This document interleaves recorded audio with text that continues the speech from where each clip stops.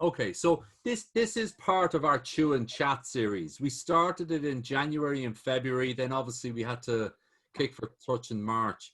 It is the first that we've tried in this forum. It could be better, it could be worse.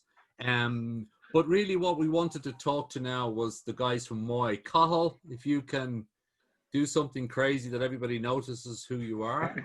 I can put on my MOY mask if you like to get social distance and stuff. But put your MOY mask on. And we've also got Brian. Brian, you're going to join me as well. Yeah, I'm here, Gary. So you should be able to see me at some point in time.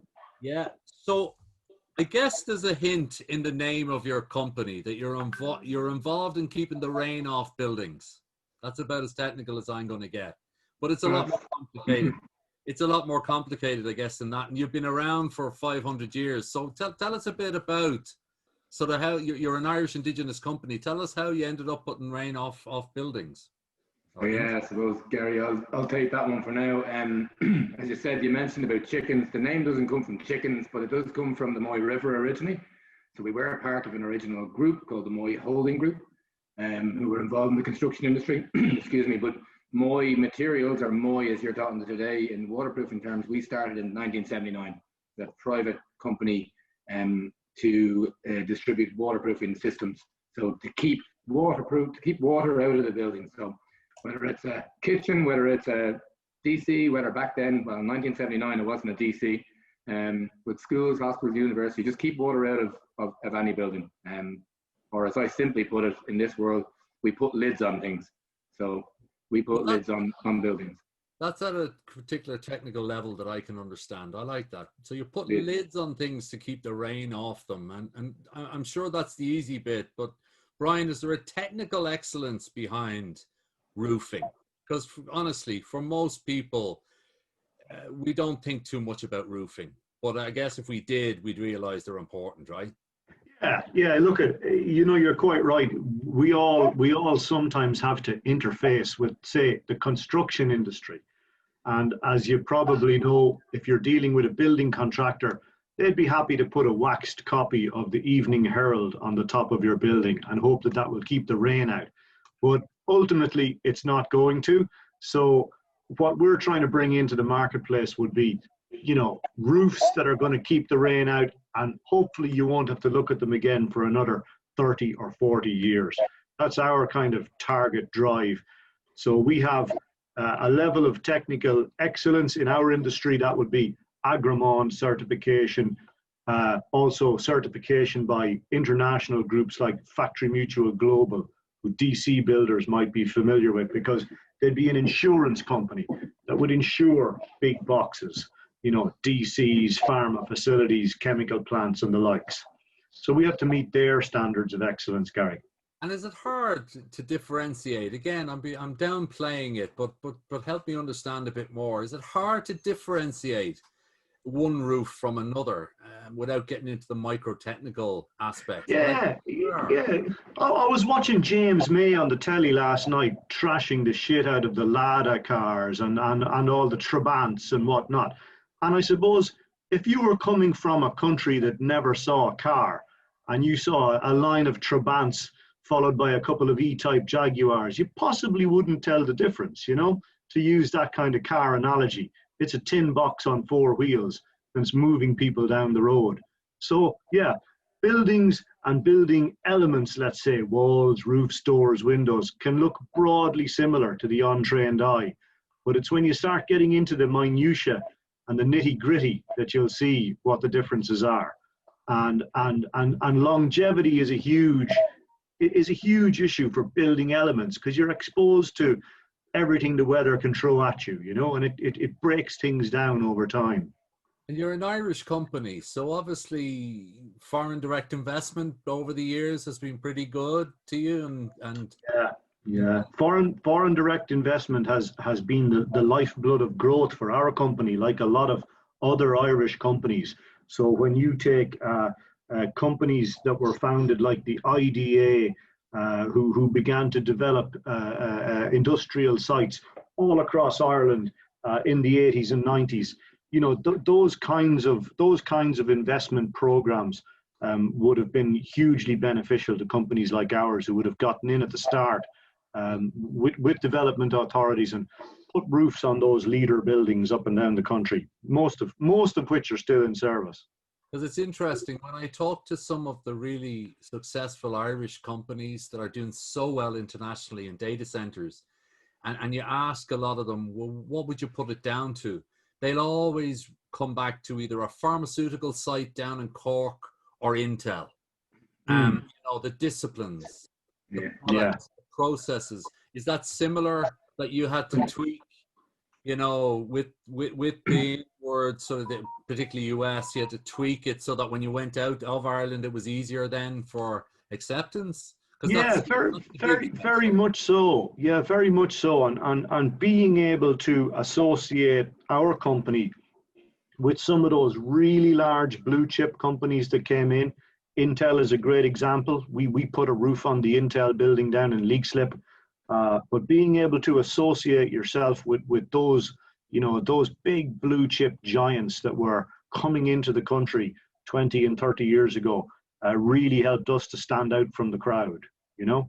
And as is typical of my interview style, none of the questions we talk about earlier have I actually asked. So you've done really well to date on but I want to talk to you about something that's very close to our hearts, and I hope you'll allow me for a moment to wear my flowers on my head. Yes. Because we love bees, right? We think they're deadly, and more than anything, we think that anything that is helping to protect their habitat and to help their environment is also deadly. And I have changed the background here to show what you have told me is a living roof. So I don't know if you can see, but a living roof on a data center or not, it looks like a meadow. Yeah. So explain to us why this is important and why it's practical and why it's starting now to become not a nice to have, but a need to have in a lot of industries. I don't know if you want to take that, Cathal. Maybe you can. It's not often we don't see you talking, Cathal. So I gave Brian the opportunity this moment. So yeah, well, I'll just jump in on that one, Gary. I tried, Cathal. I tried. He tried. I now know what Michelle feels like when she's trying to shut me up. Oh, Brian. Like Carl said, we were set up in 1978 and we started doing roofs in 1979. And one of the first roofs that we did was a little small roof down in the zoo in the Phoenix Park. And lo and behold, the architect who came to the sales director at that time explained he wanted to build a green roof, a living roof, because it was in one of the animal enclosures and he wanted to be as naturalistic as possible. So, you know, our MD at the time, he got stuck into this with a bit of gusto and went back to the Italians, who are our principal suppliers, and said, look, guys, what can you guys tell me about green roofs? And they had green roofs on buildings like the Lingotti building in Turin, you know, the one that they raced the minis on in the movie. So green roofs were nothing new to our European brothers and sisters, but they were pretty rare fruit over here in Ireland. So what we've seen through the late 1970s and 80s, we saw very, very few green roofs being constructed in Ireland. And they were only ever being constructed as a kind of vanity or an aesthetic consideration on buildings. Until the 90s came along, and some very clever engineers figured out that green roofs will absorb or attenuate rainwater. And that's when the penny started to drop for the local authorities. And if you look at South Dublin County Council, Fingal, Dublin City, they will insist on green roofs going on to current building stock being constructed, not for the purposes of being a source for biodiversity, but for that hydraulic engineering design calculation. But there's a very happy side effect, which is that it gives us a place to create a space for biodiversity. And what we're doing at MOY now is we're playing in that space with the biodiversity mix.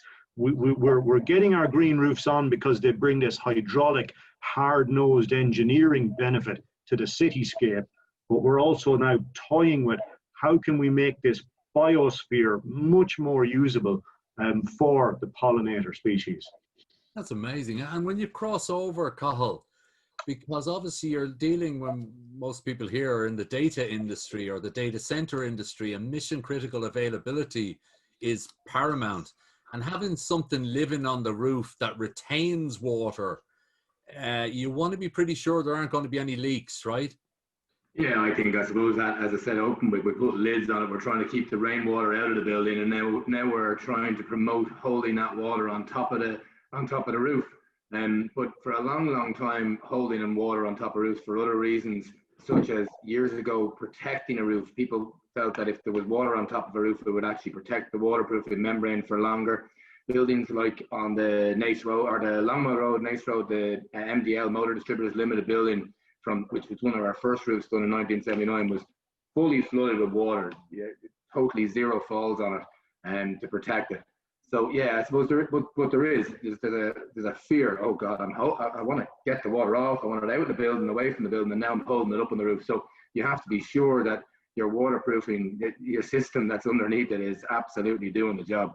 And yet, one of these pictures behind me that's clicking through, I recognize it actually from Google Earth, but that's a data center in Dublin, and it's that one right there. Yeah, there. Right there. Yeah. So that's a full data center, not a prototype, living roof. Yeah. And so for the purpose of the people on the call, why did they go with that? Was that for the technological keeping heat in? Unlikely. Was it for the ticking boxes on ESG? I'm just wondering, is it this new scope 1, 2, and 3 world that we find ourselves in? Why would they? Gary, I understand from dealing with the project architect at that time that roof, which is a Microsoft building, was a very early toe in the water for them in terms of the design of their DCs to incorporate a small amount of roof greening, which would be, part of their scope 1 direct emissions reduction target. How do we cut down on the direct emissions? So we would measure the efficiency of buildings in Ireland by how many kilowatts of energy they consume per square meter per year. So if we put a green roof onto the building, then that roof is going to absorb less solar radiation, and so less electrical energy will be consumed in keeping it cool in the summer. And I know that people might think, well, look, it's Ireland, we don't need to worry about that terribly much. But from experience, I can tell you that roof surface temperatures can reach 80 degrees Celsius in March, April in Ireland. So putting green roofs onto them keeps your building cooler, because that insulation is not only keeping energy in, but it's keeping solar radiation out. So it helps with the cooling effect. So I'm going to suggest that these roofs are not the traditional roofs my dad used to put on with tar and stone and used to melt in the sun. These are highly sophisticated living, and particularly when you put that stuff on. You work internationally with the likes of Tate and some of these other companies. So obviously there's a good connection with other strong Irish companies to deliver the product. Because you mentioned earlier, the key thing is put it in and it lasts 20 years and you don't have any leaks. That's success for you dudes, right? But obviously it still does happen. So you need maintenance and all that. Is it expanding into Europe? Are you expanding around the world? Would you, if you were trying to take on the world, would you start from here? What's the plan? I suppose, Gary, on that, you mentioned Tate there. Tate obviously becoming part of the Kingspan Group a few years ago. Kingspan Group are a big part of what MOY do. So MOY supply waterproofing, yes, of course, but it's not just, like you said, it's not just a membrane, the black tarry stuff that you see on your shed or whatever. That's part of it, and what we do is a derivative of that, but it's a multiple of layers which become the system. So partners like Kingspan Group, who have manufactured, a lot of our core components, like our insulation under license over years, have been a huge part of our partnerships of going forward and going into Europe. But when you say you know, how have we gone or how are we going about the world? In Ireland and the UK, we see ourselves as specialists in flat roofs, and we support people designing everything from, you know, Mr. and Mrs. Jones's box extension to, you know, Xerox, IBM, Abbott Laboratories, etc. What's brought us into the other space is, I suppose, starting, you and Brian mentioned earlier on, like, you know, the pharma. For me, when I think of MOY and I think of roofing and American clients, I actually think of Xerox, because when I joined MOY, the story of trying to build a project around the ferry fort was quite interesting in Dundalk, and, you know, when they were trying to build that, and then we built this building and put a roof on it, and then it didn't actually get used by Xerox for many, many years. So I thought that was quite interesting. But clients like that, clients like the IBMs, working with those guys in kind of trying to bring the American design mindset into the Irish market first place, and then being able to follow those clients around Europe. So Ireland and UK, everything, but mainland Europe, we've done work in Ghana, Mozambique. We like to see ourselves and like to feel as a trusted advisor to those clients, and they tend to bring us around the place with them. So clients like the hyperscale and the colo guys and pharma have started to bring us to the Netherlands, to Belgium, to, you know, Scandinavia, and as I said, Ghana, Mozambique, places like that also, you know. You see, and we're going to wrap up this section, but one of the dividends that's often, is that me? Is that my echo? Am I echoing out? No? No? One of the dividends that's often forgot about industries like the data center industry in Ireland is the economic and job benefits that are outside of the country, that are bringing, we're repatriating in profits, we're learning partnerships and stuff. So listen, we're going to wrap up for this section, but I'll never ever look at a roof the same way ever again.